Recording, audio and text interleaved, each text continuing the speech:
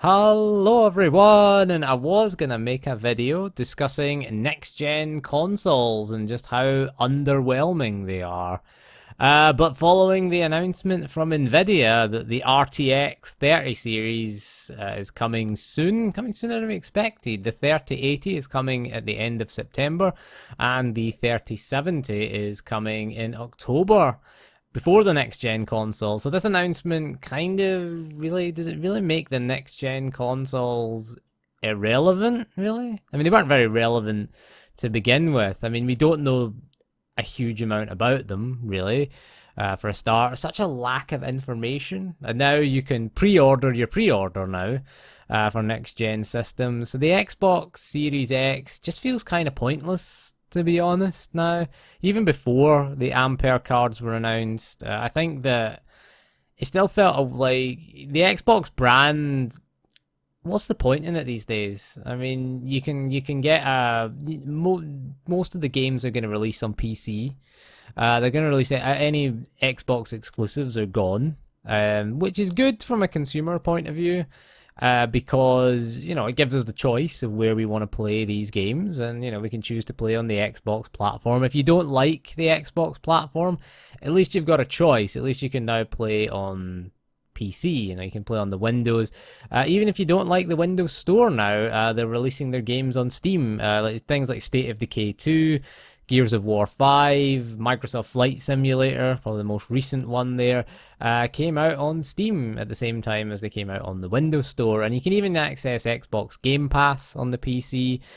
So it kind of just makes the Xbox brand a bit irrelevant now. Is it a good thing from a business standpoint from Microsoft? Yes, I would say, because you've got to look at do Microsoft really care where you buy the game? Do they care which platform you buy it on? If you buy Gears of War 5, if you buy it on Xbox One via the Xbox Store, or Xbox Series X again via the Xbox Store, Microsoft still get paid at the end of the day. If you buy it on Steam, they still get paid at the end of the day. Okay, Steam do take a 30% cut, but then if you buy Gears 5 from a retail store, if you buy the physical copy, the retailer still gets a cut. So there's no difference between you buying it on Xbox from a store or you buying it on Steam digitally. Microsoft still get paid at the end of the day. So it doesn't matter which platform. So I can kind of see why they're doing it. They were going to do it with Halo Infinite before it got delayed. Again, it doesn't matter. You buy it, play it whatever you want. That's quite a pro-consumer move. And from a business standpoint, it makes sense because you've got a massive audience. You're opening it up to a bigger audience. If Halo Infinite launched exclusively on Xbox Series X, or Xbox X. I call it the Sexy Xy. That's what I'm calling it now. The Sexy Xy, the Xbox Series X. If it launched on that exclusively, it's going to have a very small audience to play Halo Infinite, whereas it's coming out Xbox One, which has, quite a big install base. Again, I don't know the exact figures of the Xbox One install base, but it is quite a large install base. And then you've got the PC as well. It is coming to Steam, or it was coming to Steam whenever it launches now. It's been delayed to 2021 sometime. The reactions to it weren't great. It just didn't look next gen. That was one of the things that really a lot of people have gave their opinions on the reaction. It just looked like a sort of current gen game running on a PC. That's what it did. It looked like, ultra settings on a PC of a current gen game. There was nothing really special. There was no ray tracing or anything like that in there. Everything just looked, and it just, the gameplay as well. There was nothing really new from Halo. If you've played Halo, since 2001 when the first game came out, there was nothing groundbreaking or new there that really screams next gen. Because when Halo first came out, it was a next gen game back in 2001. That's what made the Xbox brand, was having Halo. Because Halo really felt like a massive leap forward.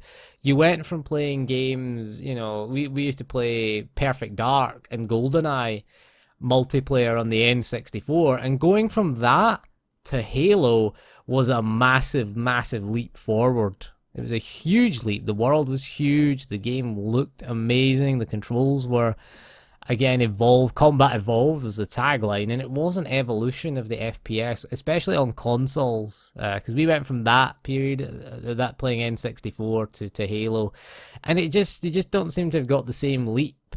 And I think that's Halo. Halo really, it's going to be the flagship brand for Xbox.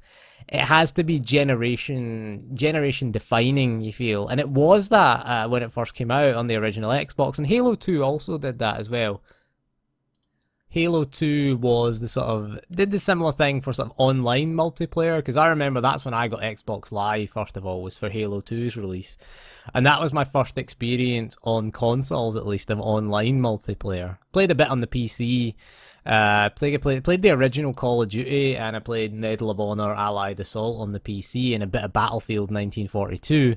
But that was my first real sort of introduction to console online multiplayer, was Halo 2. So it has to do something. I think Halo games have that expectation of having to do something generation defining, and that was the problem with Halo Infinite. The PS5, on the other hand, we kind of expect that. I mean, you can make a case for buying the PS5 based on the fact that you're going to get the Sony exclusives, I suppose.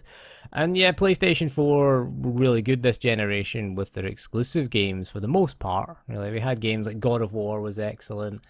Marvel Spider-Man was pretty good. The Last of Us Part 2 wasn't, unfortunately. But Sony do produce really good story-driven exclusive games, and I quite like their games generally. Uncharted's okay. It's a better storytelling, decent storytelling game, but fairly mediocre platforming and shooting. Same with The Last of Us, only had mediocre storytelling, to be honest with you. There, but yeah, I think these Nvidia GPUs, that is the only question for next gen. It's not PS5 or sexy XE, it's 3700, RTX 3700 or RTX 3800. That's the big question, really. And if you look at the performance gains on the previous generation, the RTX 3070 is basically it's basically a half price 2080 Ti. It's going to match the 2080 Ti for performance, but cost half as much. A 2080 Ti in the UK right now is about £1,200, and an RTX 3070 is going to retail for around between 600 and 700, so around half the price of a 2080 Ti. To get that level of performance is a pretty good deal. I mean, we'll have to wait and see. This is just Nvidia that said this. We'll have to wait and see, obviously. Wait for benchmarks to come out before buying anything. Always wait and see. So take that with a pinch of salt. But if it's true, if it is true, and I've seen I watched the video that Digital Foundry did on the 2080. Oh, sorry, no, the 2080 versus the 3080. I'm going to get mixed up with numbers in this. So 2080 versus 3080, and you're looking at about a 70 to 80% gain from Turing to Ampere. And that's a pretty significant gain. It's, you're nearly getting double the performance out of an RTX 2080. For the same money. So you're getting better than RTX 2080 Ti performance for less money. And that's a good idea. I think it's a good thing there. So it could be an interesting value proposition. It's whether do I really need the 3080? That's what I'm doing. That's what I'm trying to work out, because I don't really care about 4K gaming. I never really cared for it. I want to play 1440p at high refresh rates, 144 FPS. I think the 3070 might just be good enough to do that at 1440p. The other option, right now I've got a 2070 Super, which I bought in January. I thought it was late December, early January we bought. Should you have bought it? Well, I would say I've had 9 months of enjoyment out of the 2070 Super. I think it's a good card. I think it's a fantastic card. And I also do have the option to sell it. And buy a 30 series card when they come out. The only thing we'll need to be careful of when we sell the 2070 Super is sell it before the 3060 gets announced, because that 3060, I would make the prediction that it's going to be the equivalent performance of a 2080. I'm going to say that, and that's what I would predict is the equivalent, because the 3070 is 2080 Ti. 3060, I'm going to say probably be around 2080. It'll probably match the next gen consoles for performance. And be around. It says to be around between $350 and $400. That could be the best.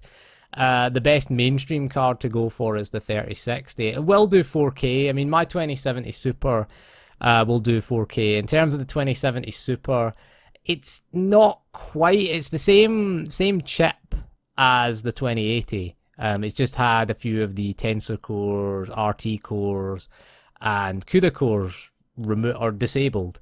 But otherwise, it's the same silicon as the 2080. It's maybe just come off the production line with a few defects. So in terms of performance, it can get quite close to the 2080. It's maybe best case scenario between 5 and 10%. Where the 2080 excels is it does have better ray tracing performance. Having more RT cores really helps with the ray tracing performance there. So there's maybe a bigger gap between them, but normal rasterization performance, maybe between 5 and 10%. You can make up this deficit on the 2070 Super by overclocking to get better performance there.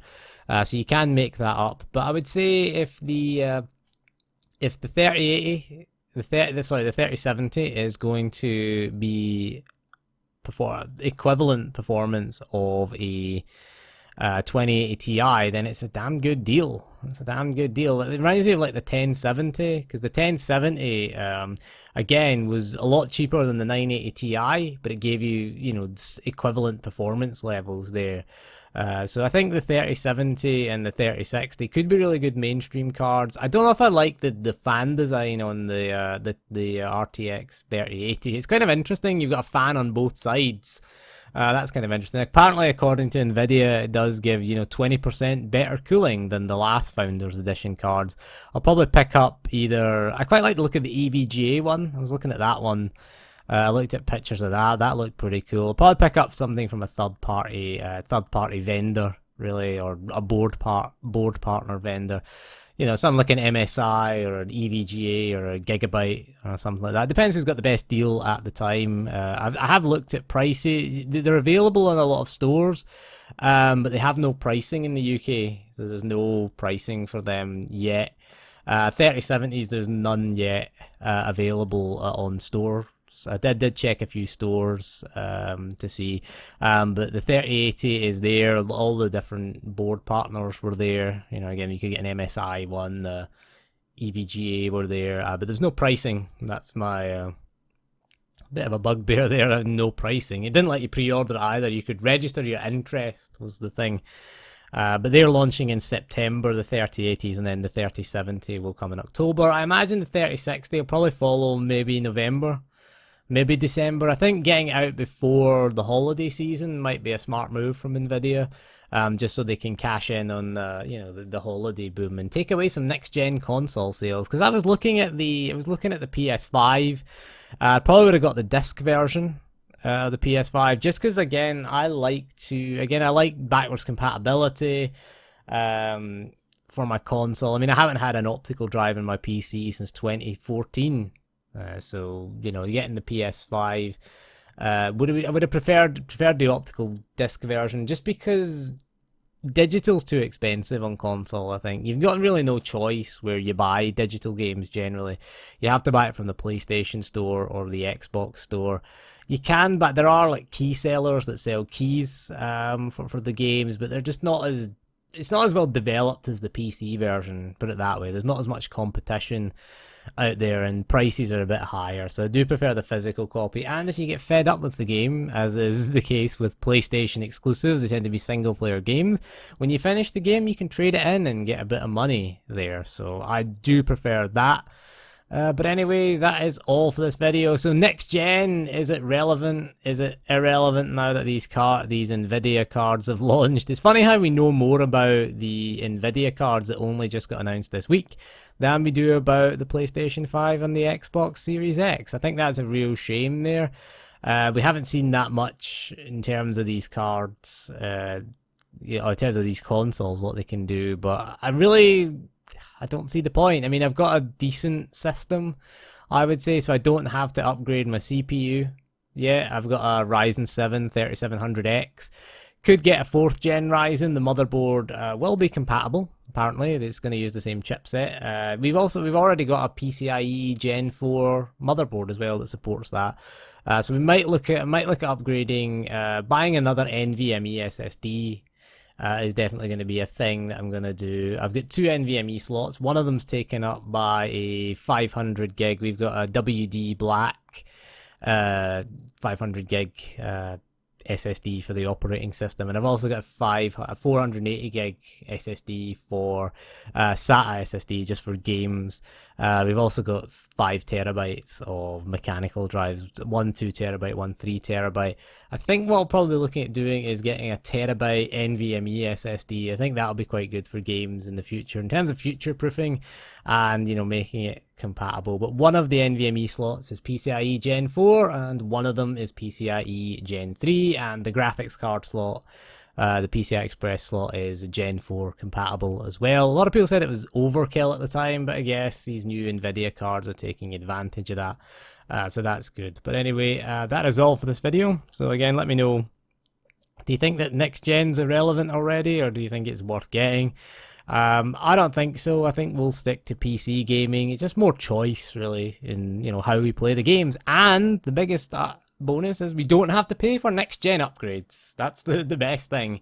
There was the thing with Control, which had the controversy. If you buy Control Ultimate Edition, you'll get the next gen upgrade to PS5 and Xbox Series X. But if you bought Control at launch and bought the season pass and all the DLC, you won't get the next gen upgrade. So that, you know, basically penalizing the early adopters. Just goes to show you, don't be an early adopter of video games. Wait before you buy games. Don't pre-order things. It's just a terrible idea nowadays. So yeah, that's a bit of a shame. PC version, obviously, if you upgrade your GPU, you just put in the new GPU and, you know, the game will run better. In theory, that is the theory. Apparently Control runs pretty well on the new Ampere cards as well, with the ray tracing on. And the DLSS as well. That'd be quite interesting to see how that works, whether they add DLSS 3.0 or DLSS, yeah, because DLSS 2.0 is pretty good actually. I quite like the performance gains that you get from the deep learning super sampling and adding the AI upscaling. That's the thing, the next gen consoles are going to have that AI upscaling. But anyway, that is all for this video. So thank you for joining me. We'll see you again soon, and goodbye.